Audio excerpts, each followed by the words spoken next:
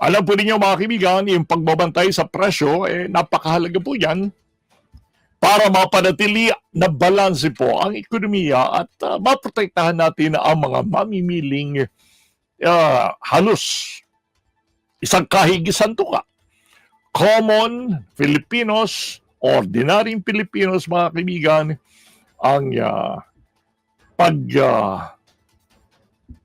pagdukot nila sa kanilang mga bulsa, halos hindi sapat sa mga presyo na binibili sa merkado. Sarap ng mga potential na pag-aantala, mga kaibigan, ng transportasyon doon sa naging payan DTI at DOE ay paniniguro na hindi lalala ang effect nito sa presyuhan ng mga pangunahing bilihin po. Ipinakikita ng pahayag nito ng gobyerno na proactive pa rin ang pagbabantay upang hindi tumaas ang presyo ng bilihin, lalo na kung may banta sa supply chain, gaya ng situation nga po sa ngayon sa San Juanico Bridge.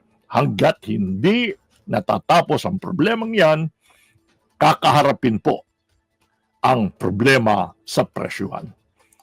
Pag-iwas sa panic buying, pag-iwas po sa hoarding, sa pamamagitan po mga kaibigan ng mga hensyang yan ng gobyerno, may iwasan natin ang pagkalat ng panik sa mga mamimili, sa ating ordinaryong mga namamalengke at mga negosyante as well. Maring mag-take advantage o magsamantala. Ultimately, this move reassures the public that the government is alert, responsive, at ang tugon para sa tinatawag nating pagbibigay ng priority. Prioritizing the welfare of the people in vulnerable regions.